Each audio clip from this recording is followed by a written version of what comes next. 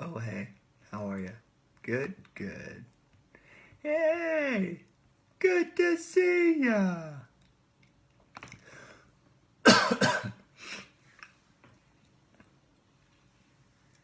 It's time. It's time for the you.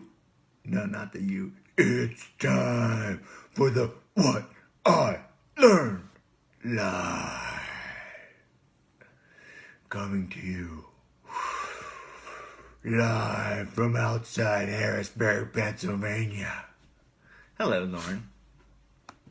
Lauren, congrats. I'm saying congrats because I don't know for sure how your talk went the other day, but I'm confident your talk went well. So congrats on that. Congrats for doing it. How about we just say that? Even if you think you might not have done your best, whatever. You did it. You got up there and you did it.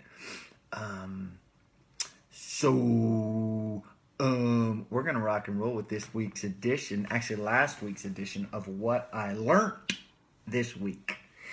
And it's a good one. It's a fun one. It's an easy one. It's an easy one. It just freaking goes well.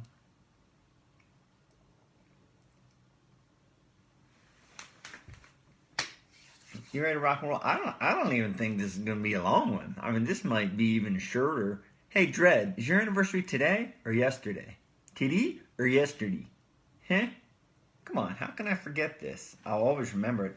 Actually, I probably said to you I'll always remember it last year when it was either on the day or the day before Gracie's birthday. Good, Lauren. I figured it would. Because you're about as diligent of a Spaniard follower as anyone, Lauren.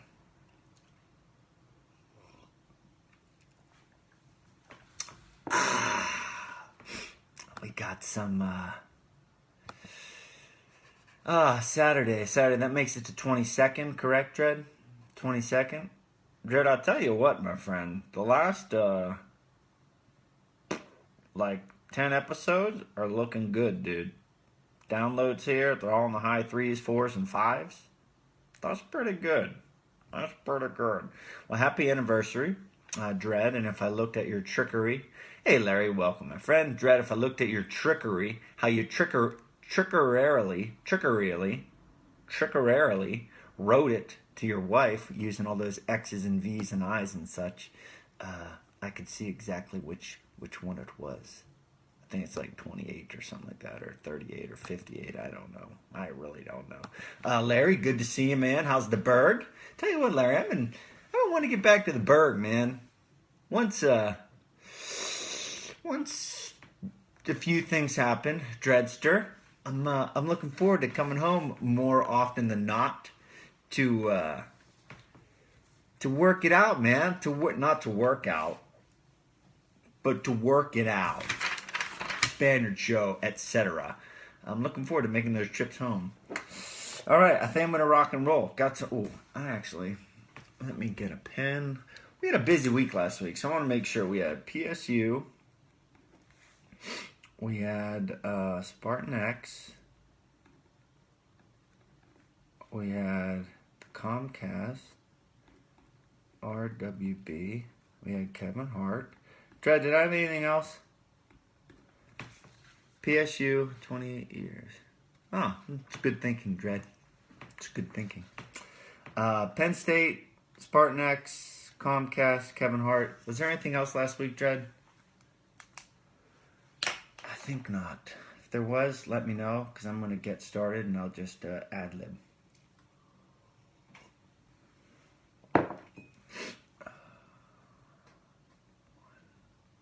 Military event, I got that. Okay, 1, 2. If you think of anything, Dredd, let me know. Are Yuns ready? Remember, make sure you subscribe to the Spaniard Show. Whether it's Apple Podcasts or no matter what it is, if you subscribe, that helps old Spanny and Dreadster grow. So we appreciate it. All right. 1, 2, 3. Hello, my friends, and welcome to another episode of What I Learned this week, but it actually is last week because, and I'm energetic because it was a great week last week. I'm reading a great book right now, and there's a lot of, the little snowball is turning into a little bit bigger of a snowball, And winter is coming.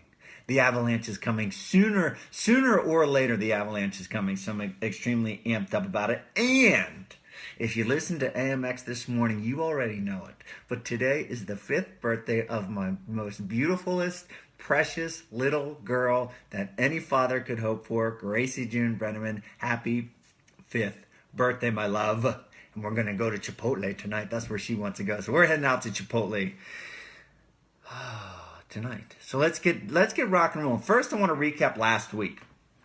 And last week was a great week. It was momentum, right? It's momentum building. I was able to go to Penn State. I was able to speak at one of their digital PR classes. I spoke for like an hour and 15 minutes straight. I swear, once I get going, I just don't stop. This is fun too. Dredd is my biggest supporter, and he's very upfront with me. So I always say to him, let me know what you think. 2 things I want to point out here. First and foremost, one of the things I'm working on when giving keynotes is slowing down my pace. For AMX, I speak very fast. For what I learned this week, I speak very fast. But Dredd has brought it to my attention. Spanny, when you give these keynotes, I did forget. I'm talking to Dredd right now on Facebook Live. Slow down a little bit. So that's something I'm working on when I give keynotes. But another thing that Dredd said, and this is like the wisdom of Dredd and why I appreciate having him in my life and in my business so much, because I went to Penn State. I went to Penn State, Maine, over in State College. I was able to talk to their digital PR class about podcasting, about building something, a business, a brand through media, new media, old media, whatever it is, writing books, etc., self-publishing. And that was really neat because that was an area that I never really get to talk about, or I never talk about much. So that was cool. I also made a trip down to Deep Creek, Maryland, to a Somerset Trust Company. Is a bank in Western Pennsylvania and extending states as well. But I gave a keynote and put them through a fitness workshop as well. So that was really cool. And when I came back, Dredd, I was talking to Dredd about it. This is a piece of information that we could all use because he told it to me and I thought, isn't that something? And it kind of stems from having read and studied Kevin Hart's book. I can't make this up. So in Kevin Hart's book, he put in work over and over and over and over and over again, and he couldn't have gotten to where he is without having done what he did. So I was talking to Dredd about Somerset Trust, and he said, how was it? I said, I think it was great. They seem to really enjoy it, but I don't really know because it takes a while to let it settle and gather feedback, etc. And he said, truthfully, it doesn't really matter. And I said, well, what do you mean it doesn't really matter? It didn't make sense. Didn't make sense to hear that. And he said, well, picture it this way. To get where we want to get, you've got to do this. You've got to put in the work. You've got to do it. So whether it was great, whether it was subpar, no matter what, it's a stepping stone in the right direction and a stepping stone to do the things that you got to do. So it made sense. It clicked. It dawned on me that, that really makes sense. So what you're doing, obviously, as one of our kind of timeless principles, is always do your best. But in the same token, at the same time, give them what you can give them, right? Let's go back to Mr. Rogers. One of the greatest gifts you can give anybody is a gift of your honest self. If you're giving your honest self, it is what it is, right? You've got to give your honest self over and over and over again to get to where you want to get. So there was PSU, there was a Somerset Trust Company retreat, there was Spartan X, which was stinking awesome. Spartan X is a leadership branch of Spartan that they started creating. I was able to speak at one of their inaugural, this is a new thing that Spartan is growing and building, so I was able to speak at one of their new events in Philly. It was at Citizens Bank Field. That was pretty cool. And anytime you can read a book, and then talk to the author, kind of befriend the author. I've been around Descenda several times, and I would say we're friends. So to be able to have a conversation, have them sign the book, it's extremely cool. Also, while in Philly on Friday, I was able to go to the Comcast building to Team Red, White, and Blue and Comcast military event, which they were setting up the Old Glory Relay. And I'll tell you what's really neat. And this is a big thank you to Patrick Murphy, who's a friend of mine, former Undersecretary of the U.S. Army, an advocate for veterans and veteran affairs and transitioning veterans from the military to civilian life. Because of him, I've been able to go to West Point. I was able to go over here to Philly at this military event. And it was really cool because I got to, listen to what they were doing. And all these different organizations that are working towards helping veterans. in the military, out of the military, transition, deal with the obstacles and challenges they deal with. And it's really neat, one, for me as a human to learn about these things. And I highly encourage you to learn about these things as well. Start by Googling Team Red, White, and Blue. Learn more about that. But also I got to sit down with 4 different people with 4 different organizations and have these conversations and be able to put them on my show. So it's great. I get to go to these things, learn about them, and sit down with these incredible people. So it was really neat. And then lastly, this is kind of a long intro, and I apologize for that. But lastly, on Saturday night, my wife and I went over to Penn State to the Bryce Jordan Center and saw Kevin Hart live in concert. In comedy, or whatever you call a comedy event.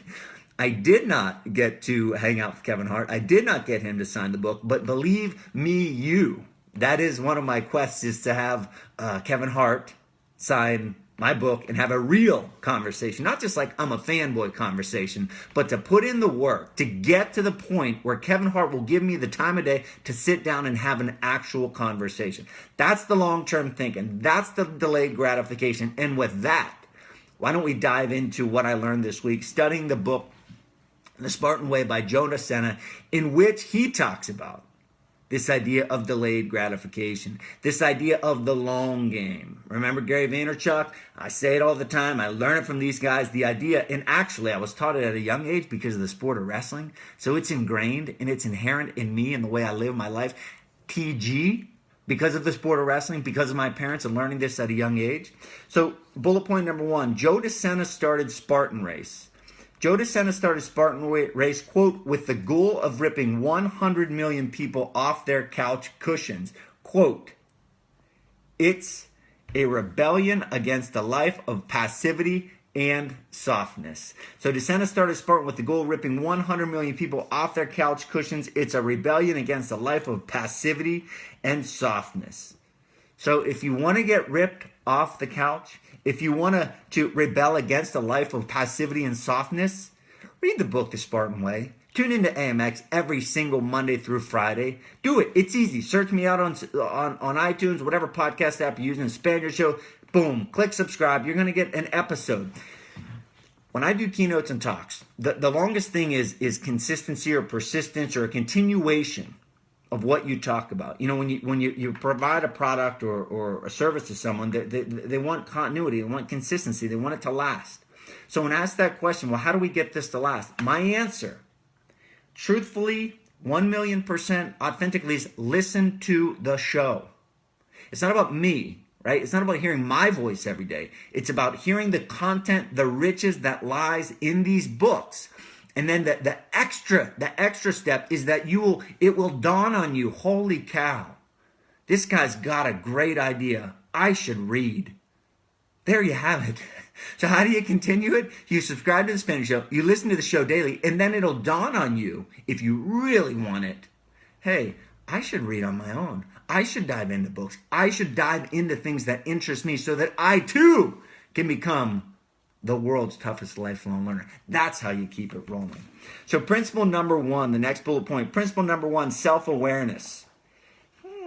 Self-awareness, knowing who you are, what you stand for, what you're good at, what you're not good at, knowing your true north. DeSena talks about your true north. And there's a neat little, I think this is science. Astrology would be science. Is astrology, that's the stars. I don't even know what I'm talking about. Astrology, geography, compasses, that's all part of science, right? I'm showing my idiocy. This is actually a perfect segue, but the next book I'm reading, and if you're watching on Facebook Live, the next book I'm reading is Neil deGrasse Tyson, Astrophysics for People in a Hurry, so I will learn a thing or two about astrophysics. But anyhow, Joe DeSena talks about your true north.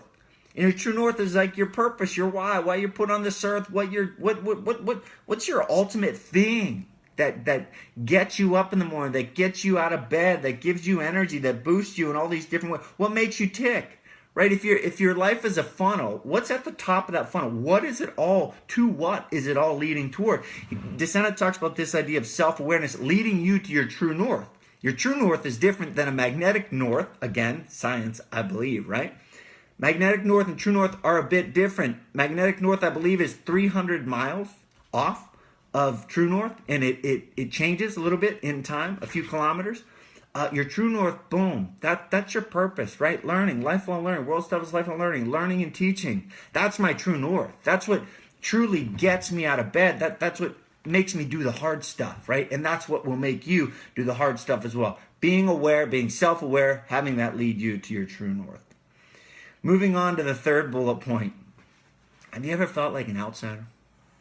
Have you ever felt like an outsider? Have you ever felt different? Have you ever felt maybe weird? Trust me, I feel weird on a daily basis. Whether it's my nervous tics, or whether it's my obsessive questioning, whether it's my obsessive training, whether it's the way that I do certain things around the house, I feel like an outsider all the time.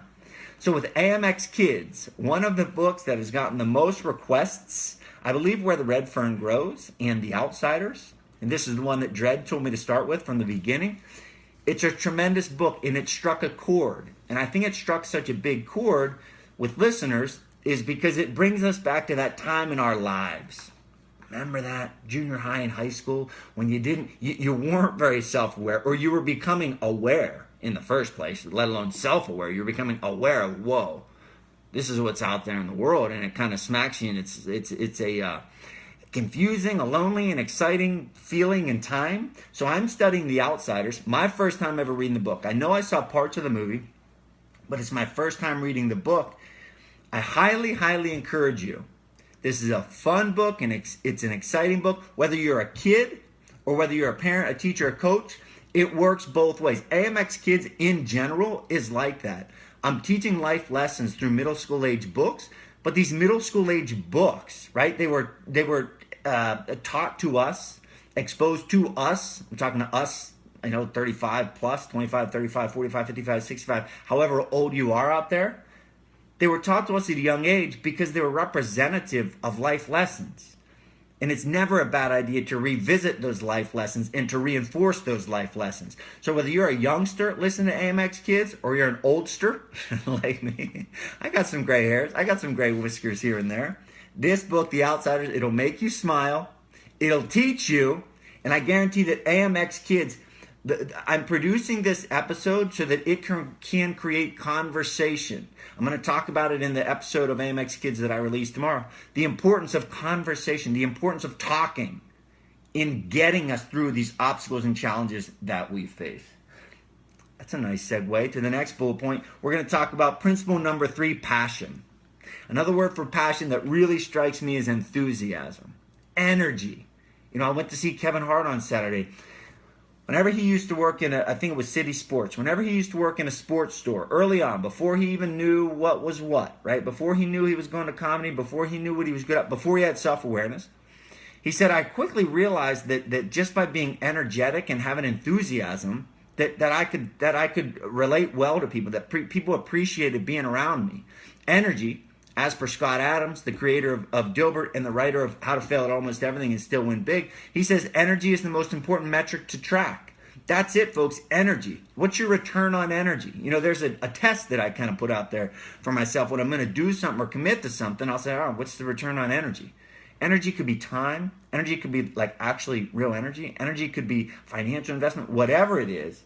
But enthusiasm, makes the hard stuff easier. And there was a really neat, DeSena went in depth and told us some ways that enthusiasm can help you. And he said it'll make you more powerful and effective. So enthusiasm or passion, energy, really, they're kind of 3 synonyms. It'll make you more powerful and effective. And I thought, well, pray tell, how exactly will that make you more powerful and effective? And he goes on to talk about it affecting your body language, your tone, and your influence. That people want to be around energy. When you're energetic, when you have a command of the content that you're talking about, when you're fully involved, when you're all into something, you stand differently, you emote differently. I think that's the verb form of emotions, right? You just carry a much more favorable energy, and people are attracted to that. But it's really hard to fake it. You can't fake it till you make it, but isn't it even better to get on top of that self-awareness, identify your true north, so there's no acting involved? Whenever I talk about books, whenever I talk about learning and teaching, I could have not slept the entire night. If someone throw a book in front of me that I can read and teach, I'm getting after it, right? To use some Jocko Willing terminology, I'm getting after it. But you gotta find that thing you like in order for those hard things to be made easy. Prioritization, the next principle. Principle number 5. Remember, in this book, The Spartan Way, there's 10 principles.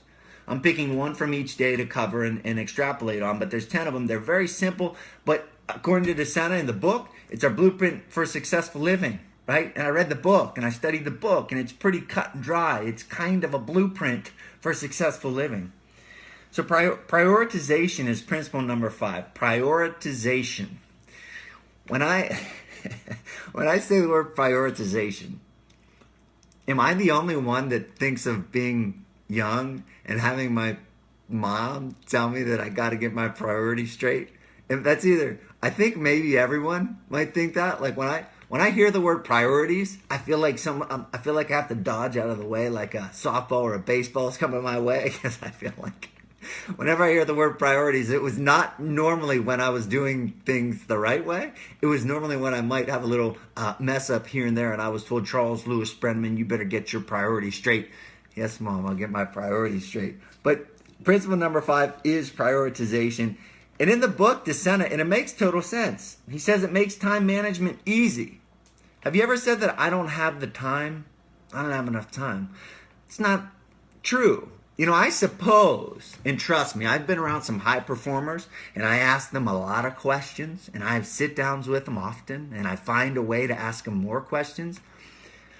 I suppose there are some people out there in the world who are operating at just about max capacity. You know, Tony Robbins pops into my head, and I believe he has even a schedule, like an hour-by-hour, minute-by-minute scheduler system. I think it's him that has that. But anyway, there are high performers who are just about maxed out at full capacity. But you and I are not that. And if you are, I'm humbled that you, whomever you are listening to my show, because I know I got some work to do there. But prioritization makes time management easy. DeSena went in to talk about this in the book. How does it make time management easy? Well, if you know your values, if you know your priorities, if you know what's important to you, then you're going to say no to the things that don't fall in line with that.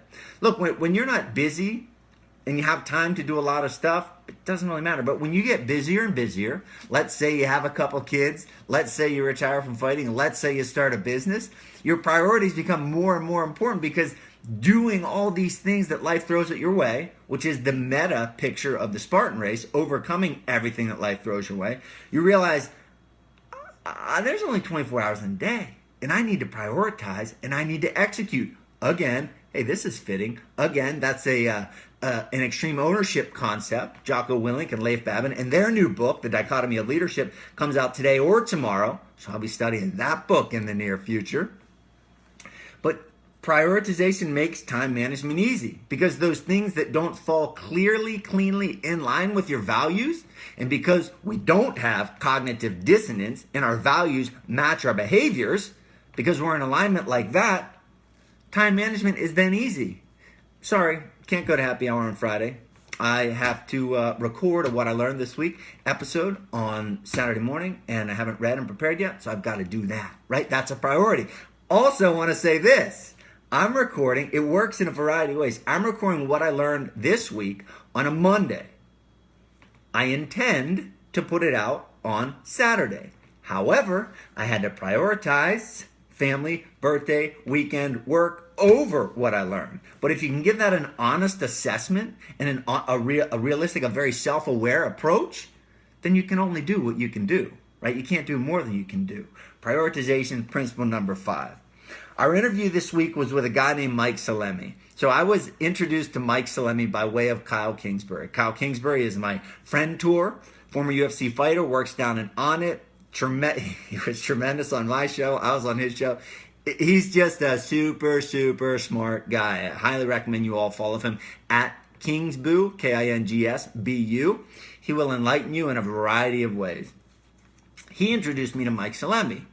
He had this thing called a Bulgarian bag. I was down in Austin at Kyle's house, and I said, whoa, what's that thing? He said, it's a Bulgarian bag. My friend Mike Salemi, he coaches and trains, etc., with this Bulgarian bag. So I looked up Mike. I bought myself a Bulgarian bag and I went to training. And it's an awesome piece of equipment with which to train. And Mike, I had Mike on my show and we sat down. We had an awesome conversation. So when I talked to Dredd, I recorded this episode. I talked to Dredd a week or two later, maybe even 2 or 3 weeks later. And Dredd said, wow, what a good human being that guy is. And I said the same thing. His kindness, his niceness, his authenticity shone through as much as anything in that episode. He's going to give you training tips, kettlebell and Bulgarian bag. He's especially adept at. He's going to give you life and business, holistic nutrition. It's a great show to help improve yourself. He even mentions spirituality, spiritually, mentally, emotionally, psychologically. I believe those are the 4 areas of life that he talks about. But it's a great episode. Right? It's not just like a feel-good, but it's an actionable episode that you can take things from. He says, quote, for me, the physical body is one component to a holistic system. Here it is in my notes. We've got the mental, the emotional, the spiritual, and the physical. So I was one off there. But he looks at health as one component, he looks at health as a holistic system. Mental, emotional, spiritual, and physical. Do yourself a favor, listen to episode 196 on the Spaniard Show. And lastly, but certainly not leastly, this week's last principle we're going to talk about is principle number 7, courage. Courage. Courage is not the absence of fear. It is moving forward in the face of fear. Descendant goes on to say, quote, adversity builds character. That's why I like to manufacture adversity. A Spartan race is manufactured adversity. Comfortability, uncomfortability. Rogan talks about it all the time, talking about how we're becoming too soft and we've got to do things. We've got to implement things in our daily life to get us over the easy tree. We don't want the easy tree. Why? Why should you build resilience? Why should you develop courage? Why should you manufacture adversity in your life? Because that is life. Life is not easy. Life is not a smooth ride into the sunset. It ain't all sunshine and rainbows. It ain't about how hard you can get hit. It ain't about how hard you can hit. It's about how hard you can get hit and keep moving forward. That's what it's about. So any opportunity you have to manufacture adversity, do it. Cold showers, hill sprints, push-ups, sacrificing, being disciplined in what you eat, stepping outside in the freezing cold for a minute and stepping back in. Any way that you can manufacture or implement adversity in your life will help you develop the courage you might need someday. You will need, right? Because in the book, also Descendant says that obstacles have everyone's address. That's it, folks. Obstacles have everyone's address. You can't escape it. I sincerely hope you enjoyed what I learned this week. If you'd like to help support the show, I highly encourage you. There's a few easy things you can do, especially easy. You can subscribe to the show. So search out Spaniard Show on iTunes, whatever podcast app you're using. Click subscribe. You can leave a review on iTunes. I'll even send you a video on how to leave a review. So you can contact me on social media at Charlie Spaniard. And mostly, if you'd like to support the show the mostly, you can visit charliespaniard.com/booking, and you can bring the world's toughest lifelong learner to your school, your team, your business, your group, so that the world's toughest lifelong learner can create a freaking business, an organization, a school, a community of future tough lifelong learners. That's my favorite thing to do. Learn, teach, inspire lifelong learning. I want to do it to your group. I want to do it to your school, your business, etc. charliespaniard.com's got all the info. And you know what else, folks? Read a book. See ya.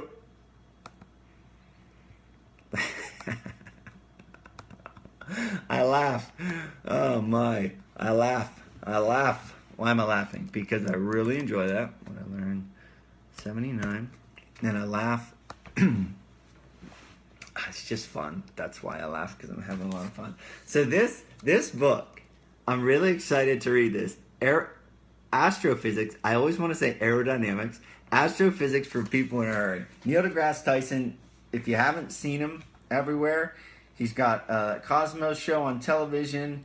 He's on a bunch of podcasts. He's all across different interviews and books, etc. Now, what do I know about astrophysics? Nada. I know he's a really interesting guy. I know he takes a subject that is kind of boring and he makes it exciting.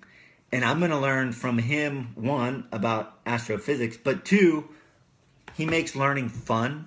And that's kind of my thing, is to make learning fun. And this guy is a bunch more successful than I am. So I'm just going to learn from him. And I hope you all enjoyed it. Today's episode. I know I certainly did. And I'll see you on the flip side. See you tomorrow for AM Excellence.